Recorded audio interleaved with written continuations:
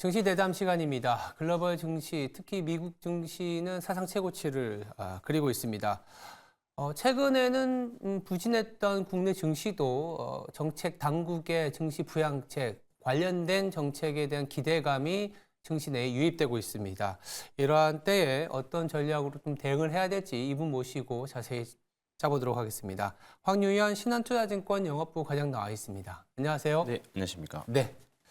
어제는 하루하루가 우리 증시 참 다이나믹한데 1월이 지금 얼마 안 남았고요. 연초에 상당한 기대감을 갖고 우리 증시에 대응했던 투자자분들은 좀 많은 실망을 했었고 네. 서학개미는 좀 미소가 좀 지어지는 그렇습니다. 그런 상황입니다. 네. 2월에도 다르지 않을 것이다. 네. 그러니까 우리나라는 좀 박스피의 장세 연장일 수 있다라고 보시는 분들도 있고 아니면 박스피라 하더라도 2월에는 뭐 가격도 좀 매력적이고 네. 여러 가지 정책적인 기대감이 있기 때문에 비중을 좀 실어야 된다 이런 시각도 있습니다. 2월에 대한 이런 시각들에 대해서는 또 어떻게 생각하시는지 궁금합니다. 큰 틀에서는 말씀해 주셨던 것처럼 사실 지수는 큰 의미는 없다라고 생각을 합니다. 어제 네. 가까스로 2,500포인트 정말 가까스로 넘기는 했는데 그렇죠.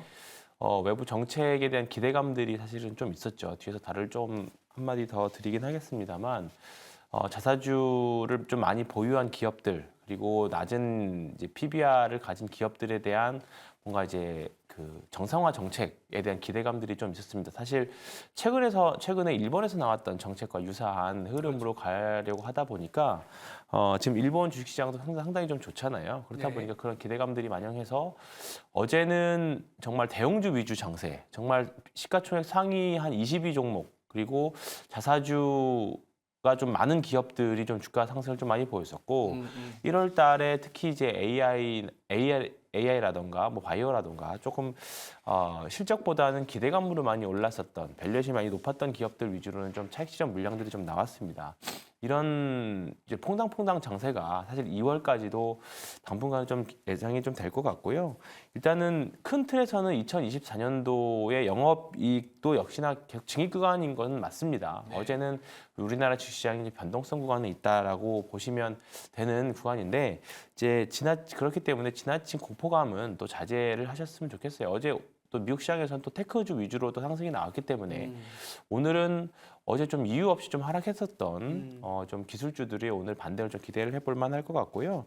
지금 가장 큰 문제는 결국은 이제 우리나라 주식시장이 좀 상방으로 좀 자리를 잡으려면 금리 경로에 대해서 좀 확실하게 좀 나와야 될 것 같습니다. 이번 주에 있을 FOMC가 사실 이제 동결이 거의 확실시되고 있기 때문에 이번 주 FOMC는 주식시장에 큰 영향을 미치진 않겠지만 작년 12월부터 이어져 있던 금리 변동에 대한 전망치들이 계속 갈리고 있거든요. 예. 지금 작년 11월까지만 하더라도 3월달 금리 인상 확률이 한 40% 초반이었다가 12월, 1월 초까지 그게 한 60% 후반까지 갔다가 지금 다시 초반으로 내려온 상태입니다. 그렇다 보니까 이 부분에 대한 불확실성이 시장의 변동성을 가지고 있는 부분들이기 때문에 이제 이번 주 지나고 나서 이제 3월이 이제 FOMC인데 그 기간 동안까지는 조금 더 명확해지는 이제 지표라던가 여러 가지가 나올 때까지는 이런 우리나라 주식시장 장세 다만 이제 외부적인 정책이 조금 유입이 된다라고 하면 긍정적인 정책이 유입이 된다라고 하면 좀 달라질 수 있긴 하겠지만 이런 변동성 장세는 좀 아직은 감안하고 봐야 될 것 같다. 그래서 지수에 대한 너무 걱정하지 마시고 종목을 어떻게 선택을 하느냐 그리고 리스크 관리를 어떻게 하느냐가 앞으로 한두 달 정도가 가장 큰 변수가 되지 않을까 생각합니다. 네. 말씀 중에도 어제는 또 소위 말하는 고밸류에이션 주식과 중소형주 그리고 이제 테크 기업들 소위 말하는 기존의 주도 업종들이 조금은 변동성이 심했고요. 네. 극단적으로 코스닥은 네. 급락을 보였고 코스피는 또 상승을 했던 그런 시장이었습니다. 네. 또 오늘 하루는 또 바뀔 수 있고 계속 네. 바뀔 수 있는데 아까 뭐 지수보다는 어떠한 대응이 필요하다라고는 했지만 우리가 또 약간 제너럴하게 일반적으로 보면 대형주가 지금 좋은데 대형주를 가야 될지 아니면 중소형주가 갑자기 또 이렇게 소외되고 있는데 중소형주는 또 어떻게 대응해야 될지 이게 좀 궁금하거든요. 올해 중소형주 저도 개인적으로는 중소형주를 더 좋아하기는 합니다만 네네네. 올해 좀 많이 말씀드리고 있는 게 2016년도, 17년도 그때 시장 생각해 보면 삼성전자, 하이닉스만 올라갔던 시장이 있었어요. 그리고 올해 영업이익이 개선되는 것의 대부분이 사실 반도체 섹터이기 때문에 그렇죠. 대형주는 어느 정도 어제 같은 또 정책이 나오면 가장 먼저 움직이는 건 대형주기도 하고 외국인들이 작년에 이어서 올해도 조금 한국이라는 주식시장, 뭐 이제 경기가 좋아진다라는 기대감으로 한국이라는 주식시장을 산다라고 하면 결국 대형주 위주로 살 수밖에 없습니다. 그렇기 때문에 대형주는 어느 정도 포트에서 내가 대형주 성향이 아니더라도 어제처럼 좀 시장에서 소외되지 않고 시장에 좀 참여하려고 하면 대형주는 일정 부분 한 30%의 30% 이상은 가지고 가야 되지 않을까 그렇게 생각을 좀 하고 있습니다. 근데 다만 뭐 중소형주 무조건 아니다 이런 또 의미는 아니고요. 되는 중소형주 그러니까 아무리 비싸더라도 우리 시대를 좀 뒤집어 놓을 수 있는 시대를 바꿀 수 있는 섹터 안에 있는 중소형주들 뭐 대표적으로 AI가 되겠죠. AI가 그렇죠. 이제 예전에는 테마였다면 이제는 하나의 산업으로 그렇죠. 바뀌고 있는 초입 구간입니다. 우리가 전기차에서 이런 것들 봤잖아요. 전기차가 10년 전에는 테마였지만 이제는 하나의 우리나라의 주도 성장 산업이 된 것처럼 AI도 그쪽으로 가고 있다고 생각합니다. 결국은 AI 밑에는 또 결국에는 반도체가 기본적으로 돼야지 AI가 되는 거기 때문에 이런 이제 반도체 섹터 산업 내에서 우리나라 대형주도 그렇고 소부장도 그렇고 전 세계에서 한 축을 담당하고 있기 때문에 그런 쪽에 대해서는 계속 관심을 가질 필요가 있을 거 생각하고 어제 좀 많이 밀렸습니다 사실. 맞아요. 근데 또 어떤 종목들은 뭐 레이저셀 같은 종목들도 상한가를 간 종목도 있었어요. 어제 그 와중에서도 그렇기 때문에 지금 어느 한 모멘텀만 있어주면 또는 실적이 올해 계속 우상향하는 기업이라고 하면 반도체 섹터의 소부장들, 중소형들은 포기하실 이유는 없다고 생각합니다. 그래서 그 중에서 이제 뭐 좀 재밌는 통계가 있다고 하면 1월 수익률 상위 업종이 연간으로 전체 지수를 항상 상회했던 이제 좀 사례가 있거든요. 그 섹터 결국은 반도체. 예, 반도체기도 하고요. 최근에 좋았던 게 소프트웨어입니다. 소프트웨어 결국은 또 반도체와 그 AI와 관련된 소프트웨어들이죠. 예, 이쪽 섹터가 결국은 올해 주도 산업군, 주도 섹터가 될 확률이 매우 높습니다. 그렇기 때문에 어제 급락이 이제 없으신 분들한테는 또 기회가 될 수 있는 부분들이기 때문에 그렇죠. 너무 이 종목들마다 조금 이제 스크리닝 해보시고 너무 이게 껍데기만 있는 회사가 아닌가, 또 실제로 돈을 버는 회사인지 그걸 판단을 해보시면 좋은 기회는 될 수 있을 거라고 생각합니다. 알겠습니다. 우리나라는 또 공교롭게도 미국처럼 우상향이 아니라 약간 박스피의 형태를 그려왔기 때문에 좀 이게 테마별로 업종별로 좀 이제 순환? 네. 네, 순환이 되는 순환. 느낌으로 그렇죠. 좀 가고 있는 상황인데 비슷한 질문일 수도 있습니다. 아까 뭐 중소형주에 대한 얘기를 좀 드렸는데 1월 이후에 작년 연말에 워낙 시장이 뭔가 곧바로 2,700 뚫고 2,800 갈 것 같은 느낌을 주니까 개인 투자자분들이 올해 새해에 많이 이제 관심을 주셨는데요. 네. 결과론적으로는 1월 성적이 상당히 안 좋습니다. 안 좋고 야 이거 우리 증시는 이제 답이 없다. 기사에도 나오더라고요. 뭐 기사의 제목은 이제 헬조선 탈출은 지능순 뭐 이런 식으로 나오더라고요. 그러니까 기사였습니다. 네. 그래서 이게 개인 투자자분들 우리 증시 지금이라도 떠나야 되는지 아니면 개인 투자자분들이 좀 소위 말해서 많이 들고 계시거나 아니면 1월에 좀 비중을 확대한 종목들도 있거든요. 이런 종목들 어떻게 바라봐야 될지 궁금하고 고민들 많으실 것 같아요. 네, 약간 원론적인 얘기이긴 하겠지만 종목에 따라 다르다 이렇게밖에 그렇죠. 사실 말씀을 드릴 수밖에 없을 것 같아요. 네네네. 1월 제가 어제 소팅을 좀 해봤는데 1월 달 개인 순매수 상위 종목이 삼성전자, 삼성 SDI, 하이닉스, 그다음에 두산 로보틱스, LG화학 뭐 이 정도 수준입니다. 근데 어떤 뭐 삼성전자나 하이닉스 같은 경우에는 추세가 우상향인 종목도 있고요. 반대로 어제 삼성 SDI가 급등하긴 했습니다만 삼성 SDI나 두산 로보틱스, LG화학은 사실 1월 내내 조금 안 좋은 모습도 좀 보였습니다. 추세 우상향, 뭐 소위 말해서 물타기를 지금 개투자자분들이 하고 계시는 부분들인데요. 추세적인 하락의 종목들은 어제처럼 사실 반등이 좀 나올 수 있어요. 특히나 최근에 2차전지 주식들이 추세 하락 구간에서의 반등이 나오고 있고 어제는 좀 에코프로 그룹주와 다른 2차전지 섹터가 좀 다른 모습을 좀 보여주긴 정말 드문 일이긴 한데 그렇죠. 그런 모습도 보여줬던 했습니다만 여전히 2차 전지 섹터들은 추세를 회복하기에는 조금 시간이 좀 걸릴 수밖에 없는 구간이고요.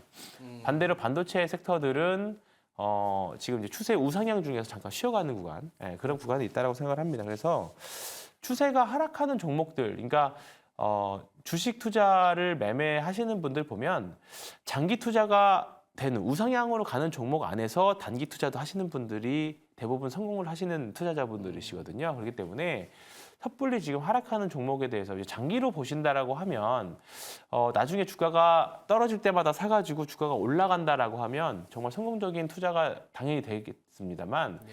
그렇지 않은 종목들도 굉장히 좀 많이 있거든요. 과거에 우리나라는 조금 이제 우리나라 난이도가 어려운 게 이제 헬조선이라는 표현 써주셨지만 주도주가 한번 나오고 나면 이제 사실 그 주도주의 지위를 되찾아가는 케이스가 사실 많이 없었어요. 네. 그리고 있더라도 시간이 꽤 많이 오래 걸리는. 그렇죠. 이제 가장 최근 사례는 이제 카카오 정도 되겠죠. 2020년도 21년도에 정말 황제주였지만 22년, 23년 정말 어려운 시기를 보냈잖아요. 그렇죠. 네. 그리고 나서 이제 올라오는 구간이거든요.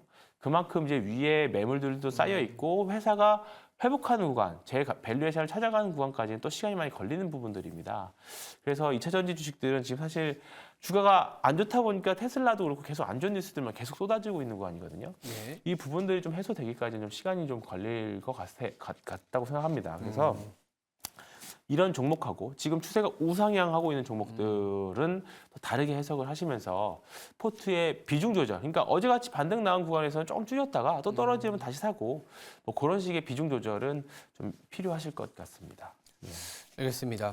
그리고 어제 좀 시장이 화두가 됐었습니다. 네. 공교롭게도 약간 이 배당주하고 저 PBR주하고 조금 비슷한 느낌의 종목들이 많다 보니까 어제는 이제 아재 주식들의 상승이라고 표현을 네, 하더라고요, 시장에서는. 맞습니다. 네. 아재는 이제 왜냐면 옛날에 이게 소위 말하는 성장이라기보다는 좀 순자산 가치도 있고 네. 현금 흐름도 좋고 배당도 좋고 이런 기업을 사놨는데 움직이지를 않았었죠. 그렇죠. 네. 소위 말해서 AI라든지 신성장과는 조금 결이 다르다라고 표현이 되다 보니까. 근데 이제 금융위를 비롯한 금융정책 당국이 2월에 그리고 우리나라도 이제 일본식 투자 해법, 예를 들면 뭐 PBR이 너무 낮은 기업들에 대해서는 시정 조치까지 좀 고민하고 있다. 뭐 이런 얘기들이 나오다 보니까 움직였습니다. 이런 어떤 그 벚꽃 배당주하고도 좀 결이 비슷한데 어떻게 바라보세요? 어제 움직였던 종목들 아니면 뭐 배당주들 지금 2, 3, 4월에 이제 좀 그러니까 그 배당 기산일이 바뀌면서 그런 주식들 지금 관심 지금이라도 가져야 될지. 일단은 가장 큰 증시 격언 중에 하나가 정부 정책에 맞서지 마라 아, 예. 있죠. 네네네. 그렇기 때문에 아직까지는 뭐 공식 오피셜로 확인된 건 아닙니다만 만약에 일본과 같은 스타일의 이제 주주 환원 정책이 나온다라고 하면 이렇게 되면 사실 지수를 움직이는 건 결국 대형주잖아요. 그렇죠. 그러면 결국 시장이 수급 논리로 움직인다라고 하면 대형주 위주의 플레이가 올해는 이제 좀 나올 수가 있습니다. 그렇기 때문에 이제 대형주를 꼭 가지고 가셔야 된다 말씀을 드리고 있는 건데 어제 보면 배당주 저 PBR 주식들이 많이 움직이긴 했습니다만 저 PBR인데도 꼼짝하지 않는 주식들도 있었거든요. 그래서 어제 좀 장 마감하고 기사들을 찾아봤더니 이제 자사주 강제 매각에 대한 이슈들도 좀 있었습니다. 아, 네.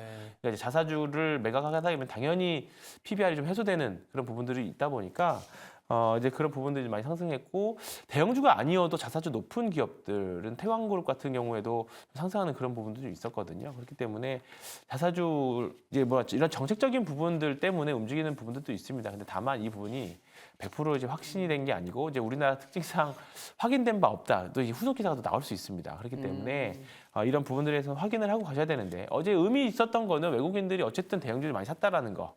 그거는 참 의미 있었던 것 같습니다. 그렇기 때문에 올해 대형주와 중소형주 매매 플레이들은 적절히 잘 섞어서 또는 그냥 맘 편하게 올해 한 해 들고 가실 거면 정말 저 PBR 주식들은 올해 한번 제 가치를 받을 수 있는 한 해이기도 하거든요. 이렇게 된다라고 하면 그렇기 때문에 향후 나올 정책들을 조금 많이 살펴보시면 좋을 것 같고요.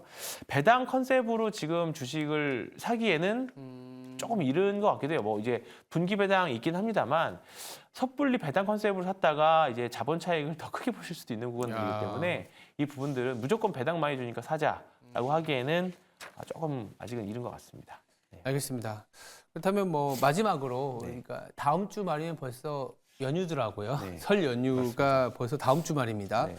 이런 연휴다 보니까 이제 어떤 휴가 시즌 아니면 뭐 여행에 대한 네. 관련주들이 이제 움직일 수 있다 이런 생각들도 있는데 뭐 최근에 항공과 뭐 이런 해운주는 다른 컨셉이긴 하지만 좀 네. 시장에서 관심도 많이 받고 있고요.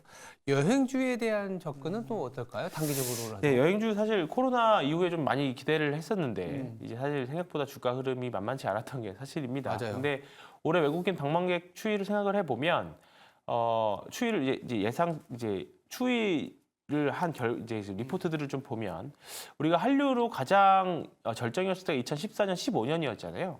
그때 관광객 수보다 더 많은 관광객이 올해 한국을 찾을 걸로 일단 예상은 하고 있습니다.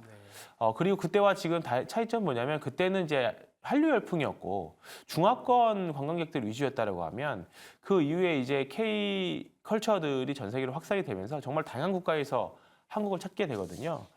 그렇기 때문에 올해는 이 관련 주식들이 실적 개선들이 사실 많이 예상되는 폭들이 좀 많이 있습니다. 그래서 사실 저도 관심을 갖고 보는데 주가가 사실 다른 쪽에 워낙에 수급이 그쪽에 몰려 있다 보니까 이쪽 섹터에 관심을 좀 못 받는 부분들이 가장 크다라고 볼 수 있을 것 같아요. 그래서 외국인들이 우리나라 오면 반드시 거쳐가는 이제 면세점, 호텔 신라와 같은 주식들 그리고 이제 LCC 항공 회사들 네. 이런 쪽들은 올해 내 관심 가지고 조금 아직은 좀 이른 감은 있습니다. 네. 근데 좀 추세가 좀 살아나려고 하면 그때부터는 조금 관심을 가져도 되지 않을까 싶습니다.